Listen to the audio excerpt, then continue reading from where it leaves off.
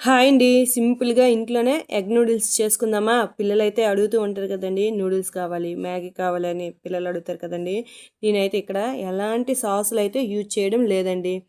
నార్మల్‌గా చేస్తున్నాను. టేస్ట్ విషయంలో అయితే తగ్గాల్సిన అవసరమే లేదు. టేస్ట్ అయితే బావుంటుంది. ఇలా చేసి అయితే మీ పిల్లలకి పెట్టండి.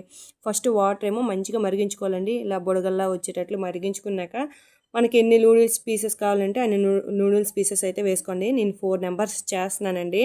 3 పీసెస్ అయితే వేసుకున్నానండి. వేసుకొని వీటిల్ని ఆ వేడి వాటర్ తగిలేటట్లు మొత్తం ములిగేటట్లు పెట్టుకున్నాక మనమైతే కొన్ని వెజిటేబుల్స్ అయితే కట్ చేసుకుందామండి. ఇక్కడ క్యాప్సికమ్ అయినా క్యాబేజీ అయినా ఉంటే కట్ చేసి అయితే పెట్టుకోండి. నేనైతే క్యారెట్, ఆనియన్స్ అయితే కట్ చేసుకున్నానండి. ఈలోపు అయితే మనకి ఉడికిపోయిందా లేదా నూడిల్స్ అనేది చెక్ చేసుకుందామండి. నూడిల్స్‌ని మనం చేయితో ఇలా నలిపేటప్పుడైతే మనకి కొంచెం అలా మనకి మెత్తగా అయినట్లు అనిపించినట్లయితే ఉడికిపోయినట్లేనండి. మీరు కొంచెం ఆయిల్ కావాలంటే ఈ టైంలో ఆయిల్ వేసుకొని వడపోసుకోవచ్చండి. అలా వడపోసుకోవడం వల్ల విడివిడిగా వస్తదండి. లేదు ఇలా వడపోసుకున్నాక మనం పల్లీంలో చల్లారేసుకున్నట్లయితే విడివిడిగా వస్తదండి. నేను అలా ఏం చేయట్లేదండి. జస్ట్ ఆ జల్లీల్లో వదిలేసానండి. ఇప్పుడైతే నేను ఐరన్ కడాయి అయితే తీసుకున్నానండి. కేవలంగా నేను ఫ్రైడ్ రైస్ల కోసం అయితే ఈ కడాయిని అయితే తీసుకున్నానండి. చాలా రోజుల నుండి సీజనింగ్ చేస్తూ ఈ మధ్యనే వాడుతున్నానండి దీన్నైతే ఈ ఐరన్ కడాయిని.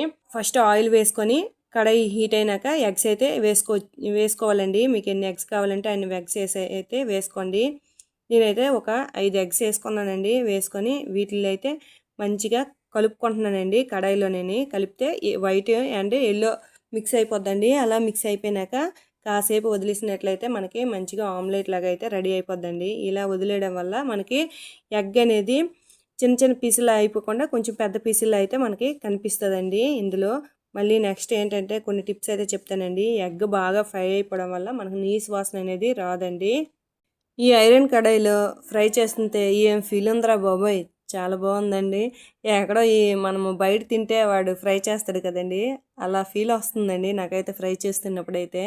బాగా అనిపించింది. నెక్స్ట్ కొంచెం ఆ ఎగ్ అయితే ఫ్రై అయిపోయినాక ఓ ప్లేట్లో తీసుకున్నాక కొంచెం ఆయిల్ యాడ్ చేసుకొని ఆనియన్స్ని అయితే ఫ్రై చేసుకోవాలండి.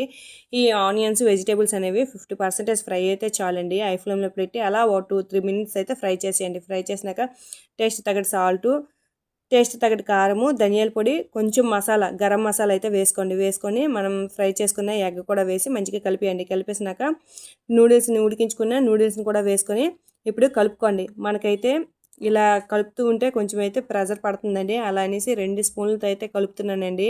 ఇలా కలుపుకున్నట్లయితే విడివిడిగా కలుస్తుంది. నెక్స్ట్ మనకి ఎక్కడ కూడా పచ్చిగా అయితే ఉండదండి. ఉప్పు కారాలు అన్నిటికీ పడతాయండి. 2 స్పూన్లతో అయితే హై ఫ్లేమ్లో పెట్టి ఫ్రై చేయండి.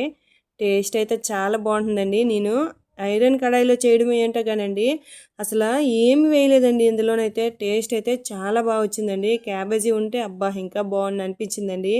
దీంట్లో అయితే ఫుల్గా ఆనియన్స్, నెక్స్ట్ ఏమో లెమన్ వేసుకొని తింటే ఉందండి టేస్ట్. చాలా బాగుందండి. స్ట్రీట్ స్టైల్లో వచ్చిందండి. మీకు కూడా నచ్చినట్లయితే లైక్ చేయండి, షేర్ చేయండి, సబ్స్క్రైబ్ చేయండి. Thank you for watching.